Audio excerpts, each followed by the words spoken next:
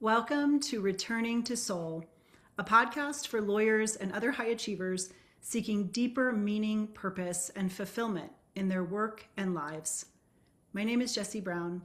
I practiced law for 15 years before becoming a coach and purpose guide for lawyers and other high achievers. I also work as a breathwork facilitator, sound healer, forest bathing guide, and I facilitate retreats in Sedona, Arizona. Today, I have a very special guest with us, Suellen Fagin-Allen. Suellen is a woman who wears many hats. She is a lawyer. She's a Florida therapist for women in midlife. She is a performing musician, a nonprofit leader, a Reiki master, and an amateur photographer. So I met Suellen on LinkedIn and really enjoyed her content. I found it helpful, inspiring. The photography is beautiful, and she's just a very interesting person. So I thought she would be a perfect guest to bring on to our show and share with our audience. So Suellen, thank you for being here today. Thank you, Jesse, for having me. It's a pleasure. Yeah, thank you so much. A lot of people who listen to this podcast are interested in potentially doing some type of career pivot. And it may be completely pivoting to a different field or changing their area. Maybe they're practicing lawyer, changing their practice area, or just doing some type of change. And I know that you pivoted to becoming a therapist in midlife. And I think it would be really interesting for our audience just to share a little bit about that experience, maybe what led you to that path. Sure, I'd be happy to talk about that. I actually did two pivots, one back to music, and then the other one is into being a therapist. And so, yeah, I can talk about career pivoting a lot. I can also talk about, um, career panic. Throwing up in the bathroom, during, criminal defense trials and freaking out and thinking I have made a totally wrong decision with, becoming a lawyer. And so, yeah, I have career pivoted actually a lot, um, between different areas of the law and uh, and to the place where I've spent I guess about a third of my life now, which is, in the mental health field. I think it's important for me to admit that my reasons for going to law school were suspect in the first place. Mm. And yes, Could you I, tell us a little bit more about that? Yeah. yeah, I was not one of those people that grew up, from the age of 10, wanting to be a great lawyer. I had absolutely no thought of being a lawyer. I wanted to be a professional musician, and I actually got a master's degree in sacred music, and then I did additional graduate work in music education. And you know, in my fantasy world, I like to think that if I had just tried a little harder or had different connections, that's what I'd be doing now. But, that may be a total pipe dream. In any event, when I realized after completing graduate school and spending, oh, about 5 years in the insurance business of all places, um, I ended up being a medical claims adjuster for a large insurance company because it was just something that came up and something that paid the bills while I was doing three music gigs, and I could manage all of it. But I started thinking,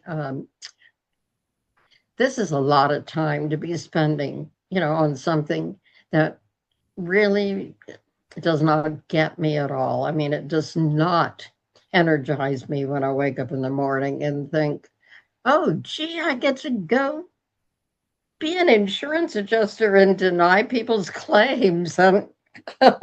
and blame them for not reading their policies, and thinking, oh, everything's going to be covered. So anyway, I finally realized it was not doing it for me. Second reason, I went to law school.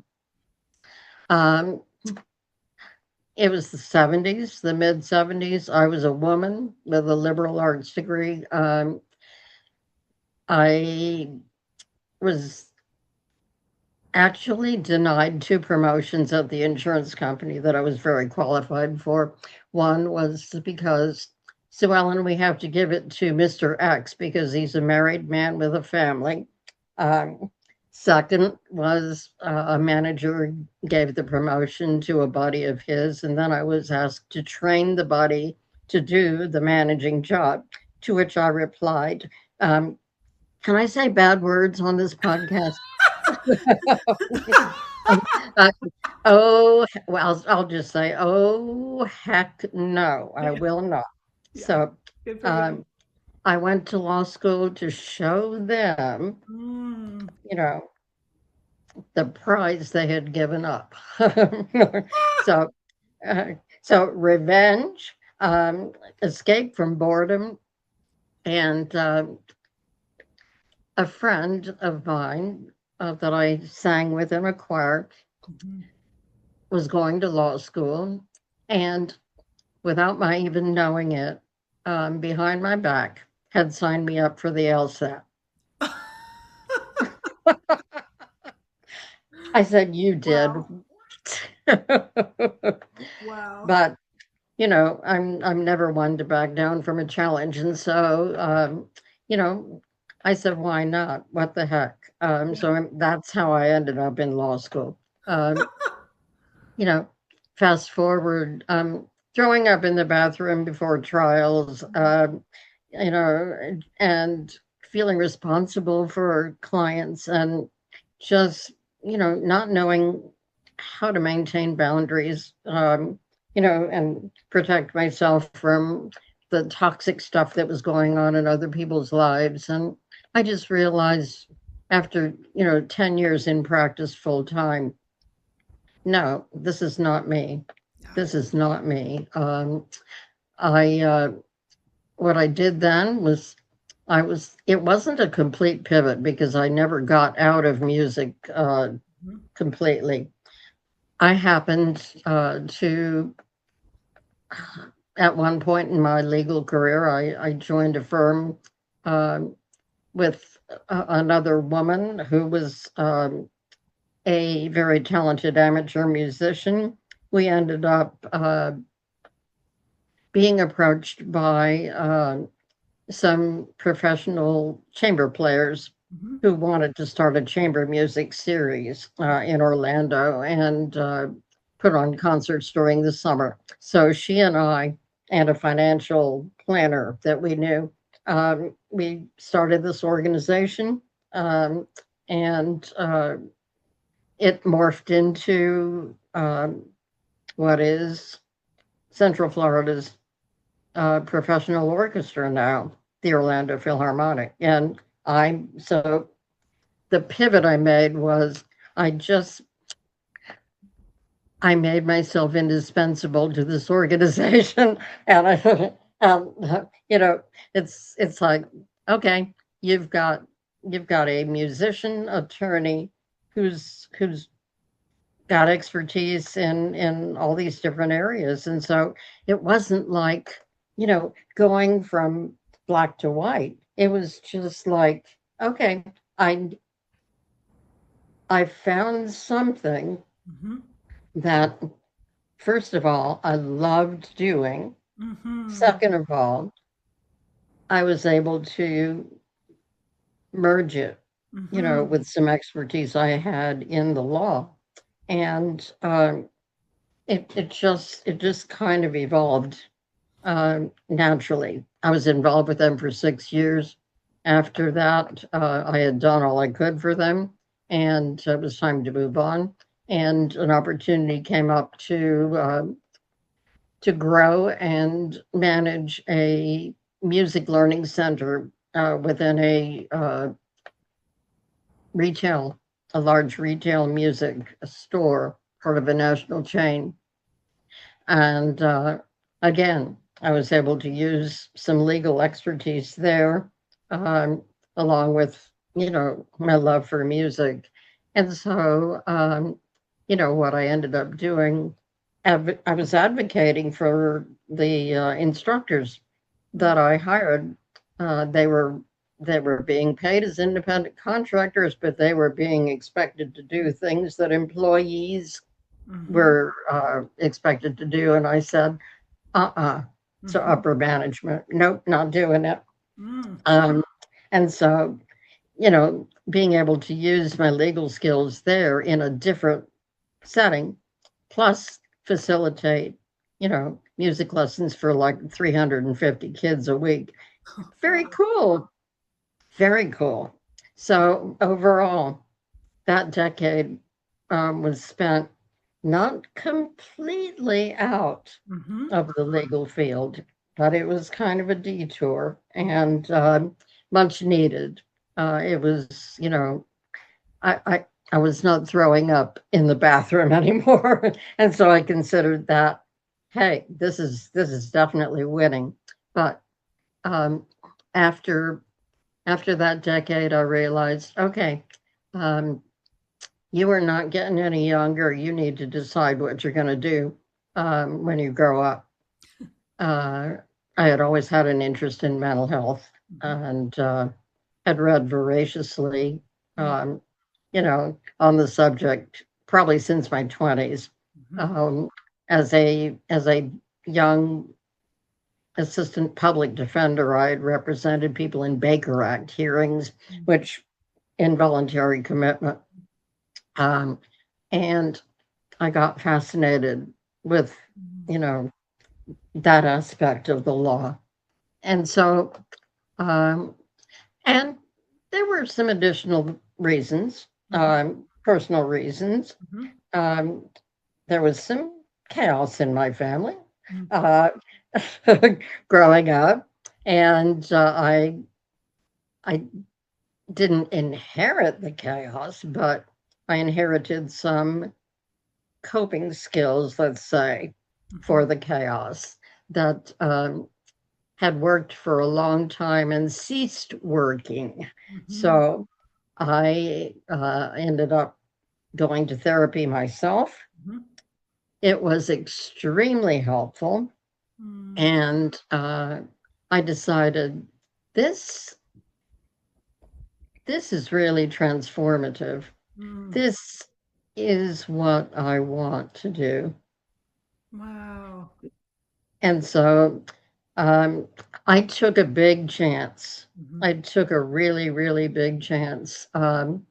I I quit my job running the music school. I relied on my husband had some income. I also and some people are not they're they're not going to be crazy enough to do this, but I also maxed out credit cards Yeah.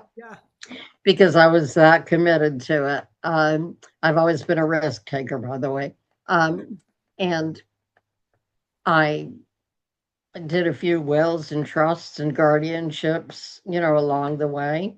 Um, Learned family mediation. I was going to do that too, but I decided no, that's too much to do, while managing a full um academic load. And I I did complete grad school. Obviously, got my master's degree in counseling at age 50, and then worked in community mental health and substance abuse for 6 years, then opened my private practice in 2010. So that's it. Not quite a thumbnail sketch, but it does, I think, kind of weave together just the idea that you you don't have to do a complete 180. What I did was I found something that I already loved and knew how to do, and I mixed my law in with that. Mm. And then I used something that happened in my life that was personally transformative, Hmm. um, and just, you know, really opened a lot of doors in my mind, and provided me with a lot of insight that I hadn't had before. And that just energized me enough to say, okay, I am totally willing to take a chance on this. So that's the transition. And I'm here. I'll be doing something mental health related for the rest of my life. Mm. Hope that wasn't That's great. too Thank long a you. diatribe. No, it's a beautiful, inspiring story, and thank you so much for sharing. Yeah. I love hearing it. And a couple of the things I really love hearing about is one, how you leveraged your legal experience, your legal training. I mean, a lot of people you'll hear this idea of, oh, you're throwing away all your education or all these years you spent practicing law. And it's like, are you kidding me? No, we use it all. We leverage all of it. It's all valuable. So you leveraged your experience as a lawyer and to really, so there's this leveraging of that experience plus following your heart, following what you love, music, and then Yes.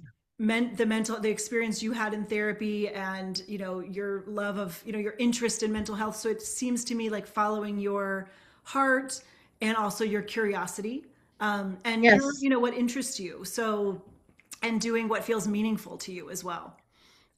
Yes.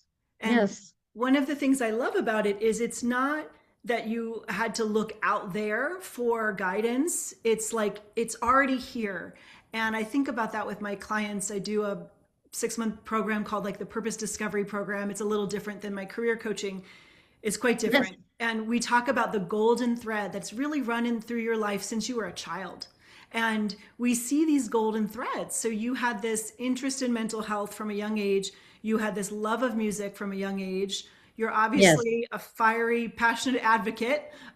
So for in the employees at the music school, and then, I'm sure with your clients now. So there's like the golden thread is already there. It was already there.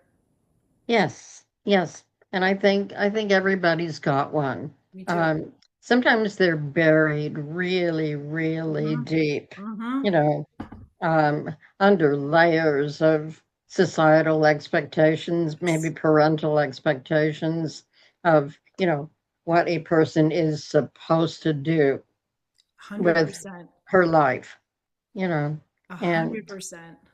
yeah, it just takes a little, sometimes it's just a little digging. Yeah. Yeah, I'm curious if you could speak to that at all, because I know in my coaching work, and the Purpose Discovery Program, I encounter people that say that a lot, that really are like, I have no clue what that golden thread might be, or they have any type of service or contribution that might bring them joy or make them feel alive. Like they don't know, they feel totally like at a loss. Maybe they're kind of burned out, and maybe they've been working in a job. It could be a lawyer job. Usually with Mhm. my clients, it tends to be lawyers, and taking care of kids or other aging parents or things like that. So they may have lost touch with that golden thread. So I have my little tricks and things I do to help try to find it, but I'm curious to hear your thoughts on, if you're working with clients or friends or anybody, on how to excavate that golden thread. Sure, sure. Yeah. And you know, in therapy it's it's possible. I mean, sure, coaching can be as long or as short as the individual needs, but you know, I can take the time in therapy. I think that people need sometimes to just chill out about the fact that they can't find that golden thread, as you say. They've lost it. They don't know where it is. They don't know how to find it. And they are freaked out. And so, first of all, I help them not freak out about it. Good. I Yeah. have, I ask people, okay, So what if you don't have a purpose right now? Is that the end of the world? What if you don't know what your purpose is right now? Yeah. Is anybody going to die?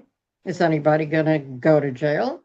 Is anybody going to lose, their entire life savings because you don't know what your life purpose is right now? Yeah. And if not, um, what could you do to just accept? You Mhm. know, I think that's maybe in coaching, but certainly in therapy, acceptance of what Mhm. is just so important. And, sometimes, well, it depends on the individual.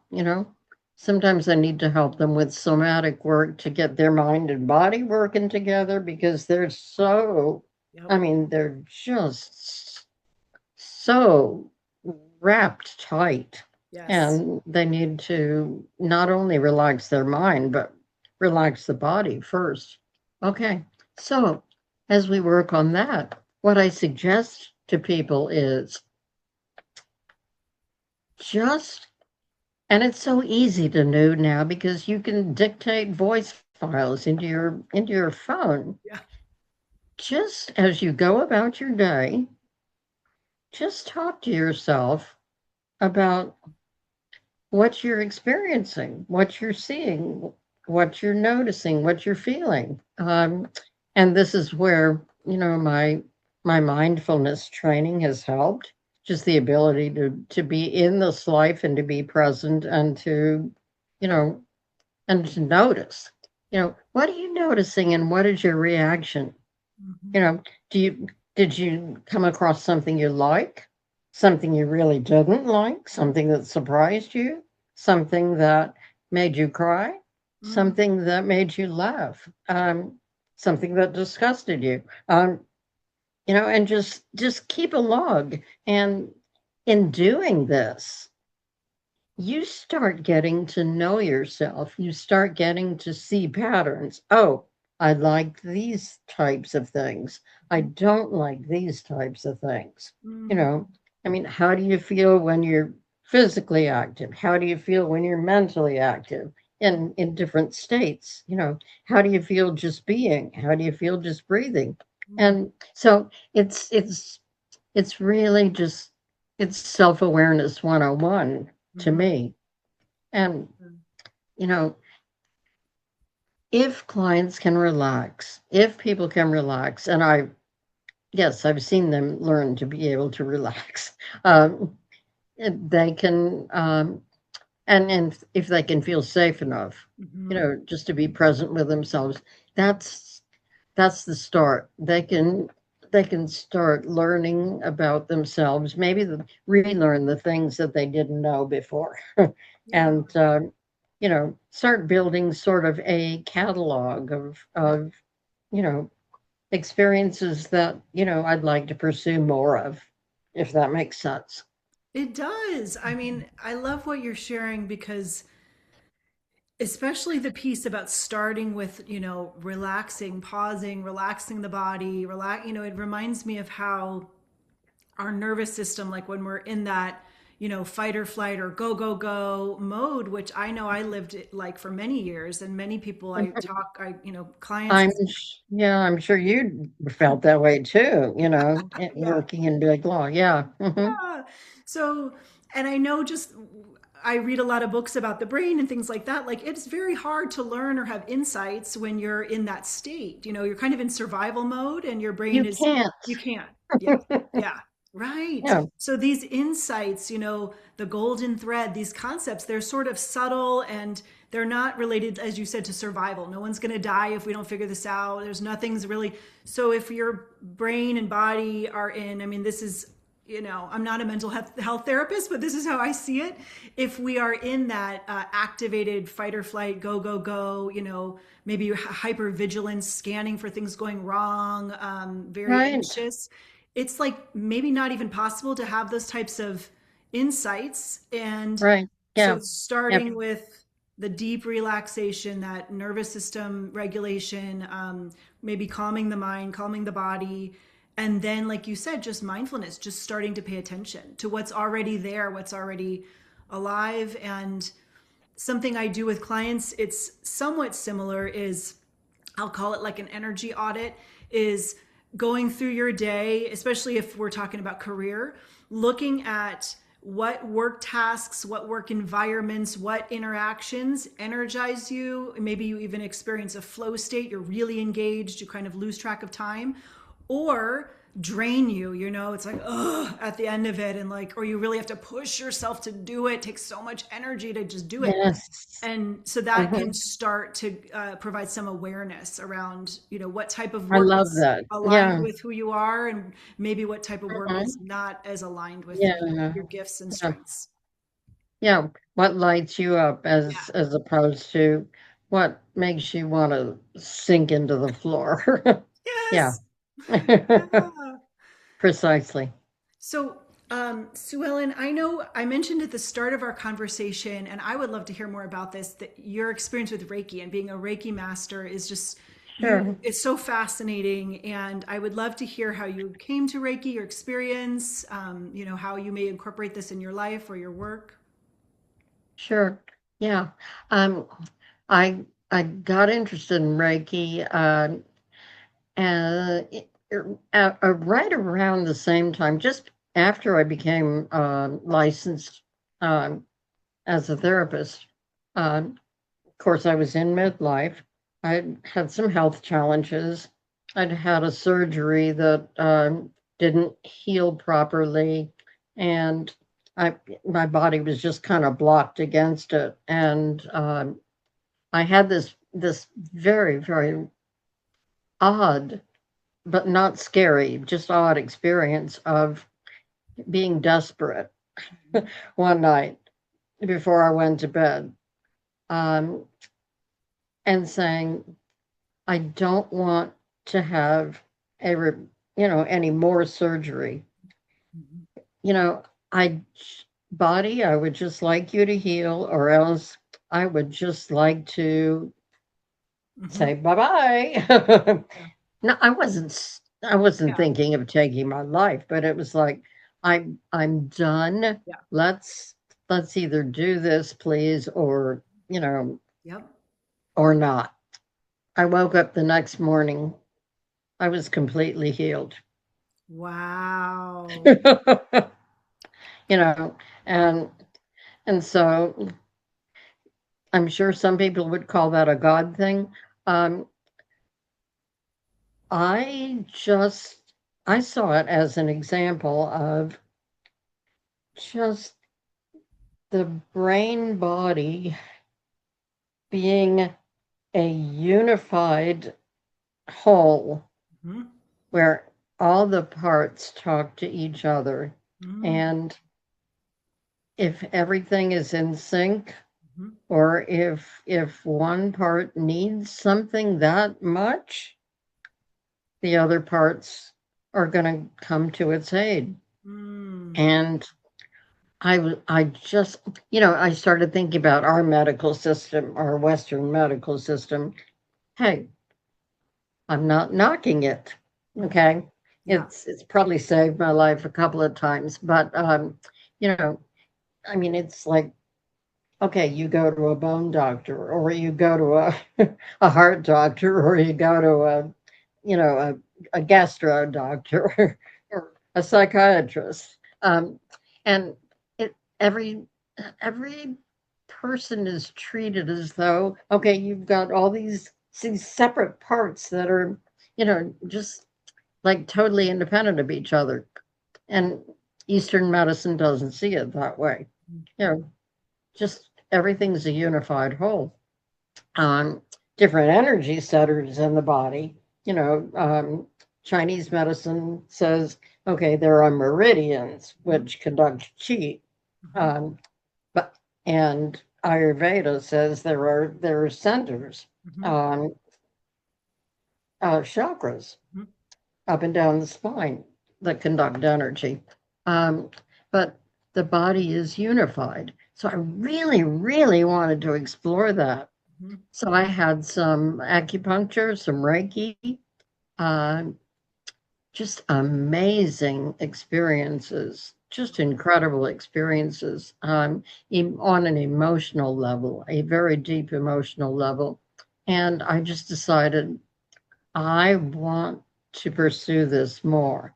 Mhm. Um, I was learning mindfulness meditation, um, and I decided, okay, I'm going to start working on learning Reiki. So it actually took me 14 years between um, getting level one and earning my master certification uh, in 2020.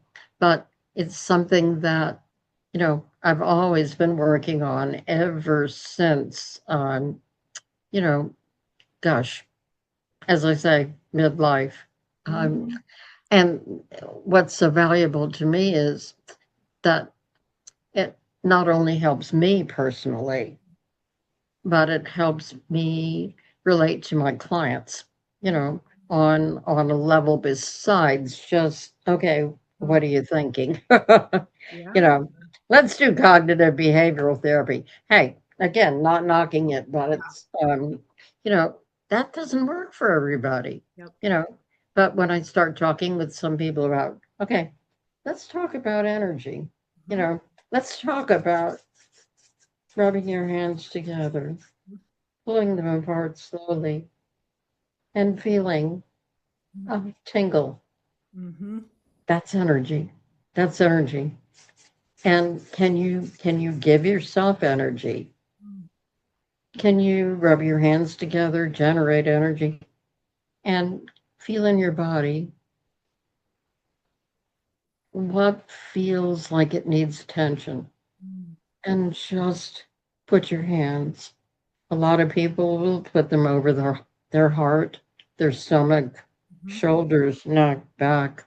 Um, and, you know, okay, just be present with yourself and give yourself that that healing energy.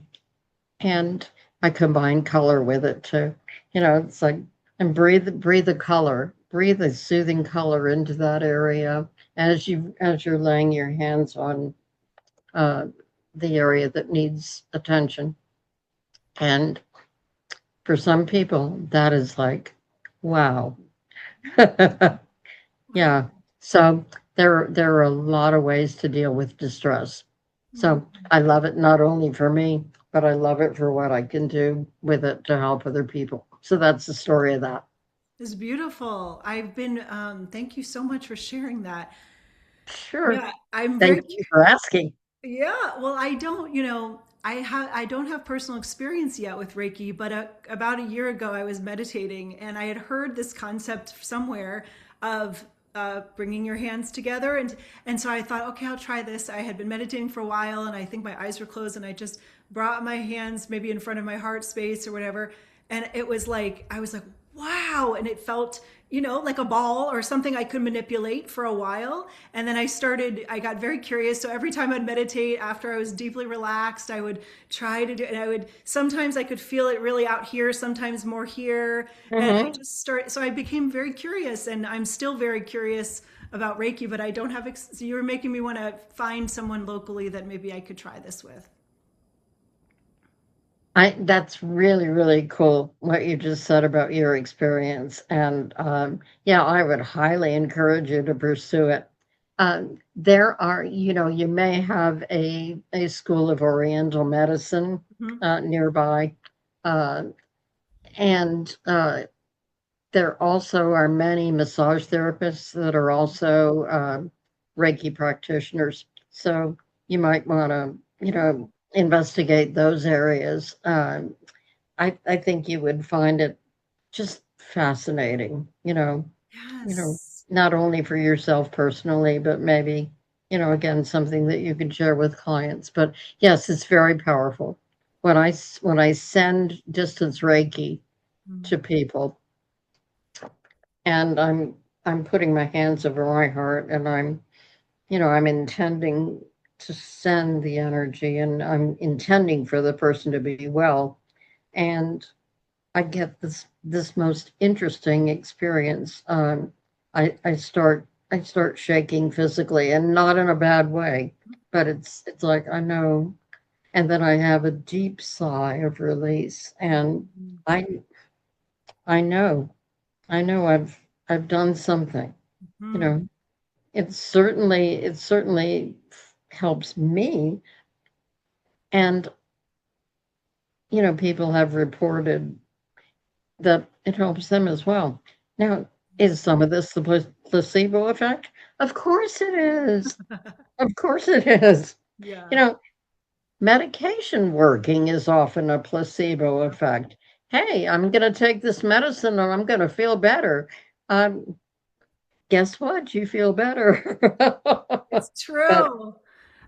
you know, Yeah. yeah, I yeah, mean, but and there's yeah. so much we don't really understand. So, like, I'm thinking of, I don't pretend to understand quantum physics. I really don't, but I read about it. And the idea of entanglement theory and what you're describing Mhm, is like everything's connected. So, I mhm. do think there's probably a physics, like a scientific explanation for what you're describing.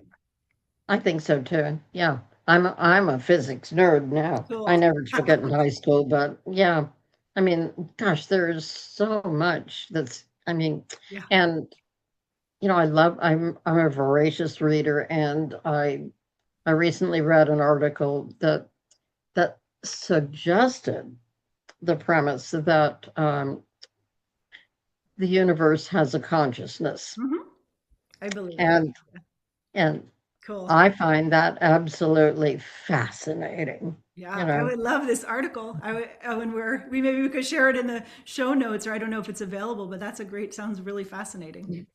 When I find it, I'll send you a link to it. Okay, thank Yeah. you. Hmm. I love that. Um, You bet. and how wonderful, what I love about what you're sharing is this to me sounds like something people can experience in their own home. It doesn't have to be, like you said, you can do this distance. You're able to offer this to people, over Zoom. Right. Right. Yes. And that's the beautiful thing about it. And be aware, for people who are actually wanting to train to become a Reiki master, there are some practitioners that are very protective of Okay. just the whole discipline. Mhm. And it may cost you an arm and a leg um, to become certified. However, I found someone who offered it very, very reasonably, and her premise was, I want to make this as available as I can, Yeah. just to the average person. Wonderful. So, yeah. So there are people out there, you know. I don't, yes, it's wonderful, but, it's, I don't think it's something to be locked away for only, Yeah. you know, Yeah. a very privileged few. Oh, So I go agree. for Cool. it. I love what you're saying. So you're an avid reader, and I just have to ask, are you a fan of David Hawkins? Do you know his work? No, I don't. Okay. Tell Um, me. well, he passed away, but he was a psychiatrist, and he wrote, I think it was 16 books in the later part of his life, age 68, I think, to 84. So and then he passed away. Okay. So all of his writing was toward the end of his life, very prolific at the end. And his books, he created something called the map of consciousness, which some people are familiar with. I really love that model. So I was just reading I just finished his third book of his that I've read, and he has these principles for what he feels are true. We might say spiritual teachings or any teaching, true teacher, true, sort of metrics, these 40 things he's identified. But one of them is, it's accessible to everybody. It's not, you need to do all these secret things or pay enormous sums of money or anything, Hmm. it's really accessible to all is one of those. So what you're sharing just reminded me of that. Hmm. It's available to Yes, I love everybody. that. Yeah, Hmm. Yeah. Gosh. cool. Well, yeah. So, Sue Ellen, I have one last request. So, this practice you mentioned earlier, where you invite your clients to just notice, maybe dictate into their phone as they go throughout their day how they're feeling, what they're noticing, what they're experiencing. Um, any other, practices, whether it's to help stressed out attorneys, as we talked about, calming the body, calming the mind, the nervous system, all of that, or another maybe little tool or practice to help increase that awareness around, whether it's purpose or joy or, fulfillment, things like that. Right. Yeah. And you know, I will say when I introduce something like this to my attorney clients, they often feel like, oh, well, this is going to take way too long. Yes. No, Yeah. it doesn't take long. Hmm. Um, all you need to do, and I know I make it sound simple. It wasn't always simple for me. To do a reset, Hmm.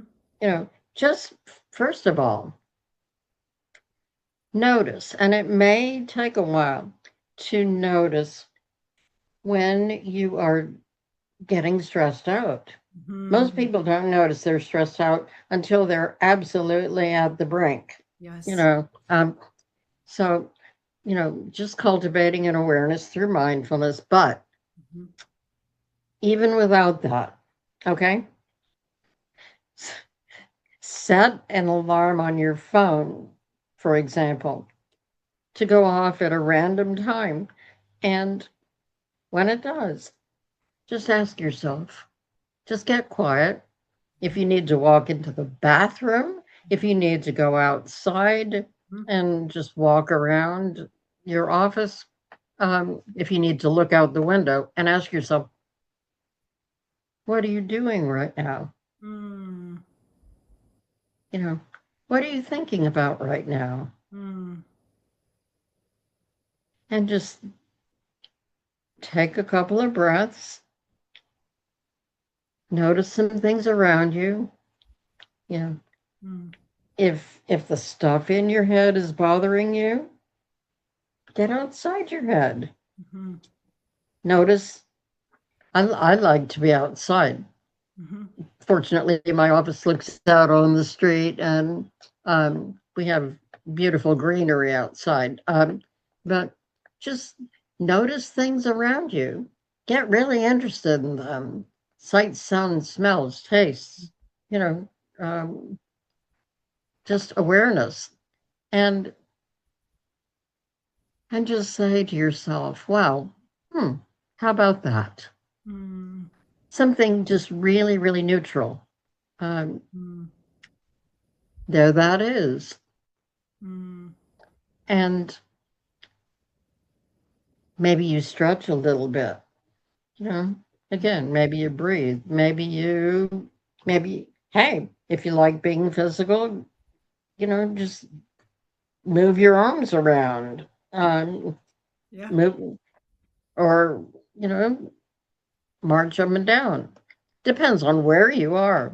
But people are surprised at what they can do, Hmm. um, just with a few minutes. I know that lawyers are very, very much feeling under the gun most of the time. And all it takes is that ding on your phone to say, okay, let's hit the reset button. Hmm. I You love know? it. But the key is allowing yourself to do it. Yeah. It's giving yourself permission to do it. Sometimes, though, I ask people to do it even without permission. Feel the resistance and do it anyway. Uh, Mm. I am very much a both and person. I am not an either or person. You Mm. know, Yeah. I don't think we can wait sometimes to change. I Mhm. think we just sometimes we need to change, Yeah, you know? absolutely. And I think, Mhm. I don't know if you agree, I think sometimes the resistance can be a doorway, or to get curious about the resistance can be lead to some insights. Absolutely. Absolutely. Um, Yeah.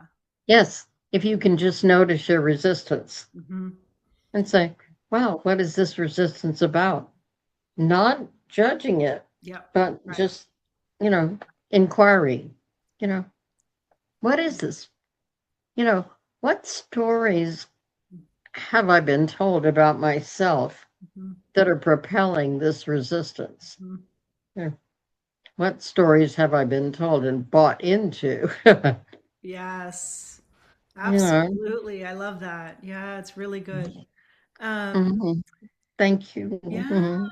Thank you, Suellen. Well, for anybody who has, would love to learn more about you and your work, where can they find you? You can always find me on LinkedIn. I like to connect with, a wide variety of people. So, you can send me a connection request. Say, I saw you on Jesse Brown's podcast. Um, you can shoot me an email, uh, and I'm trying to figure out which email would be best. You can email me, Suellen, Suellen, um, at simmonscounseling.org. Great. We'll put that in the show And, notes. yeah, and it doesn't mean nobody censors it, nobody looks at it. It's my personal email there.